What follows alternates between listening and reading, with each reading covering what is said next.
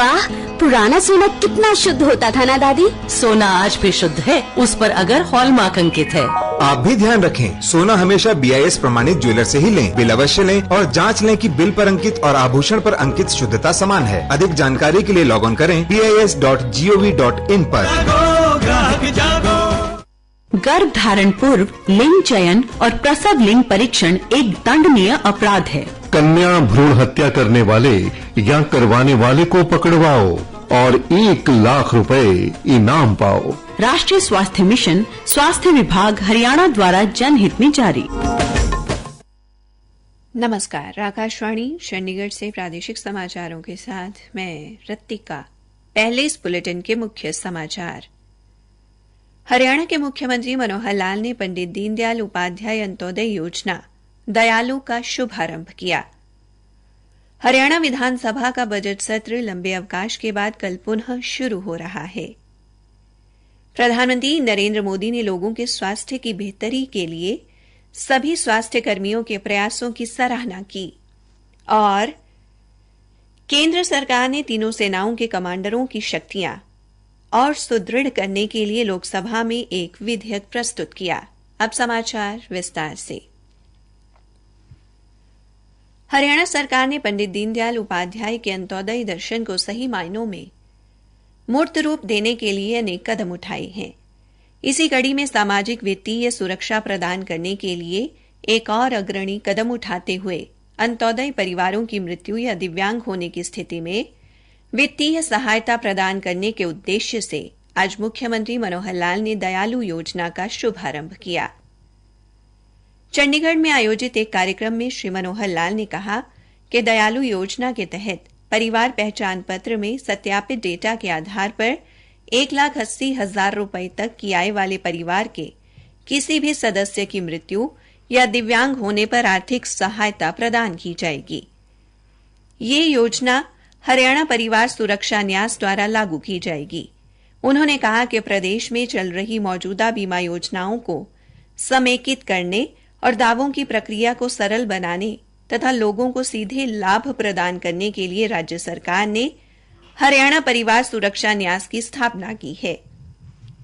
मुख्यमंत्री ने कहा कि दयालु योजना का लाभ प्राप्त करने के लिए लाभार्थी को आकस्मिक मृत्यु एवं स्थायी दिव्यांगता के मामले में ऑनलाइन पोर्टल के माध्यम से 3 महीने के भीतर आवेदन करना होगा। हरियाणा विधानसभा का बजट सत्र लंबे अवकाश के बाद कल दोबारा शुरू हो रहा है। इसकी जानकारी देते हुए हरियाणा विधानसभा के अध्यक्ष ज्ञानचंद गुप्ता ने आकाशवाणी से बातचीत में बताया, देखिए, कल बजट सत्र का दूसरा फेज जो है वो शुरू होने जा रहा है। बजट सत्र जो 21 फरवरी को शुरू हुआ था 24 फरवरी तक रहा, बीच में अवकाश काल आया और कल से फिर दोबारा विधानसभा का सत्र शुरू होने जा रहा है। और इस सत्र के अंदर जो हमने 8 स्टैंडिंग कमेटीज बनाई थी बजट की चर्चा के लिए, उन स्टैंडिंग कमेटीज की रिपोर्ट वो सदन के पटल पर रखी जाएगी और उस रिपोर्ट को आदरणीय मुख्यमंत्री जी अपने बजट के अंदर किस प्रकार से समायोजित करते हैं, किस प्रकार से जो माननीय सदस्यों के सुझाव हैं उनको उस बजट के अंदर शामिल करते हैं, वो देखेंगे। और मैं समझता हूं कि 3 दिन, अगले 3 दिन यानी 17, 18, 19 का अवकाश है, 20 और 21 3 दिन जो है बजट की मांगों के ऊपर चर्चा रहेगी और 21 तारीख को आदरणीय मुख्यमंत्री जी इस बजट की चर्चा का उत्तर देंगे। 22 तारीख को जो बकाया विधायी कार्य हैं उन विधायी कार्यों का हम वो पूर्ण करेंगे और 22 तारीख को सायं समाप्त होने की आशा है। आज गुरुग्राम में कष्ट निवारण समिति की बैठक हुई, जिसमें 17 समस्याओं पर सुनवाई हुई और 14 समस्याओं का मौके पर ही निवारण किया गया। हरियाणा के कृषि मंत्री जेपी दलाल ने इस बैठक की अध्यक्षता की। नगर निगम, पुलिस, प्रदूषण विभाग एवं अन्य विभागों की इस बैठक में कृषि मंत्री ने शिकायतकर्ताओं से उनकी शिकायतें सुनी और उसके बाद अधिकारियों से इन सभी समस्याओं के बारे में जानकारी लेकर मौके पर ही उनका निवारण किया। प्रादेशिक समाचार आकाशवाणी चंडीगढ़ से प्रसारित किए जा रहे हैं। बाकी समाचार इस अंतराल के बाद। ₹99 में 1 किलो आम मिले न मिले, मगर वी के साथ ₹99 में 28 दिन की वैलिडिटी और फुल टॉक टाइम जरूर मिलेगा। आज ही जुड़े वी के साथ। ₹99 में 1 किलो जलेबी मिले न मिले, मगर वी के साथ ₹99 में 28 दिन की वैलिडिटी और फुल टॉक टाइम जरूर मिलेगा। आज ही जुड़े वी के साथ। प्रधानमंत्री नरेंद्र मोदी ने आज राष्ट्रीय टीकाकरण दिवस के अवसर पर देश के लोगों का स्वास्थ्य बेहतर बनाए रखने के लिए सभी स्वास्थ्य कर्मियों के प्रयासों की सराहना की। केंद्रीय स्वास्थ्य मंत्री डॉ मनसुख मांडविया के एक ट्वीट के जवाब में प्रधानमंत्री ने देश के लोगों का स्वास्थ्य बेहतर बनाए रखने के लिए अपनी प्रतिबद्धता दोहराई और टीकाकरण में भारत की शानदार कामयाबी को याद किया।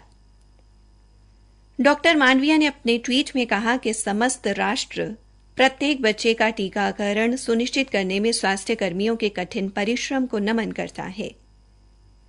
उन्होंने कहा कि भारत ने मिशन इंद्रधनुष के विभिन्न चरणों के अंतर्गत टीकाकरण में उल्लेखनीय प्रगति की है। उन्होंने कहा कि वर्ष 2015-16 में 12 से 23 महीने की आयु के बच्चों का टीकाकरण 62% था, जो वर्ष 2019-21 में बढ़कर 76.4% हो गया है। केंद्र सरकार ने तीनों सेनाओं के कमांडरों की शक्तियां बढ़ाने के लिए लोकसभा में अंतर सेवा संगठन कमान नियंत्रण एवं अनुशासन विधेयक पेश किया। इस विधेयक में रक्षा कर्मियों से कर्तव्य निर्वहन तथा अनुशासन का अनुपालन कराने के लिए सेना प्रमुख को अधिकार देने का प्रावधान किया गया है। रक्षा राज्य मंत्री अजय भट्ट ने यह विधेयक पेश किया। विधेयक में कमान अधिकारी को रक्षा कर्मियों के बारे में निर्णय लेने का अधिकार दिया गया है। विधेयक में कहा गया है कि अंतर सेवा संगठन के प्रमुख कमान अधिकारी अपने अंतर्गत तैनात रक्षा कर्मियों से जुड़े अनुशासन और कर्तव्य निर्वहन के मामलों में निर्णय ले सकते हैं। Chief of defence staff general Anil Chauhan देश की सेनाओं को भावी युद्धों के लिए तैयार रखने के उद्देश्य से थिएटर कमान की स्थापना और संचालन के बारे में तीनों सेना प्रमुखों के साथ काम कर रहे हैं। पंजाब के राज्यपाल एवं चंडीगढ़ के प्रशासक बनवारी लाल पुरोहित की अध्यक्षता में आज ट्राई सिटी से संबंधित व्यापक आवाजाही योजना को लेकर बैठक हुई। बैठक में हरियाणा के मुख्यमंत्री मनोहर लाल तथा पंजाब से कैबिनेट मंत्री अनमोल गगनमान भी उपस्थित रहे। बैठक में पंचकुला, चंडीगढ़ और मोहाली में यातायात व्यवस्था तथा तीनों शहरों में मेट्रो परियोजना को लेकर विस्तार से चर्चा की गई। इस दौरान मुख्यमंत्री मनोहर लाल ने मेट्रो के माध्यम से जीरकपुर को पिंजौर कालका तक जोड़ने का सुझाव दिया, ताकि चंडीगढ़ आने वाले नागरिकों को आवाजाही की बेहतर सुविधा मिल सके। हरियाणा के सरपंचों ने आज चंडीगढ़ में विकास एवं पंचायत मंत्री देवेंद्र बबली से मुलाकात की और पंचायत हित में की गई घोषणाओं के लिए उनका आभार व्यक्त किया। सरपंचों ने पंचायत मंत्री से कहा कि वे गांव के विकास और उन्नति के लिए कार्य करेंगे। इस अवसर पर श्री बबली ने कहा कि सरकार ग्राम विकास के लिए संकल्पित है। उन्होंने सरपंचों की हर जायज मांग मानने का आश्वासन दिया। अंत में मुख्य समाचार एक बार फिर। हरियाणा के मुख्यमंत्री मनोहर लाल ने पंडित दीनदयाल उपाध्याय अंत्योदय योजना दयालु का शुभारंभ किया। हरियाणा विधानसभा का बजट सत्र लंबे अवकाश के बाद कल पुनः शुरू हो रहा है। इसी के साथ प्रादेशिक समाचार समाप्त हुए। चल पड़े हैं गाँव, चल पड़ा इंडिया। किसान भाइयों, आज की पंचायत इसलिए बुलाई है ताकि आपको किसान क्रेडिट कार्ड की जानकारी दी जा सके। इसके बहुत सारे फायदे हैं। इस नई किसान क्रेडिट कार्ड योजना से बैंक के चक्कर नहीं काटने पड़ेंगे। पर सरपंच जी, इसमें तो बहुत लिखा पढ़ी करनी पड़ेगी। अरे नहीं, बस एक बार की आसान सी लिखा पढ़ी से ये कार्ड पूरे 5 साल के लिए बन जाता है और तुम अपने किसान क्रेडिट कार्ड से नजदीकी ATM, पॉस मशीन या अपने मोबाइल से ही पैसों का लेन देन कर सकते हो। नाबार्ड हरियाणा क्षेत्रीय कार्यालय चंडीगढ़ द्वारा प्रायोजित। नाबार्ड द्वारा जनहित में जारी। चल पड़े हैं गाँव, चल पड़ा इंडिया।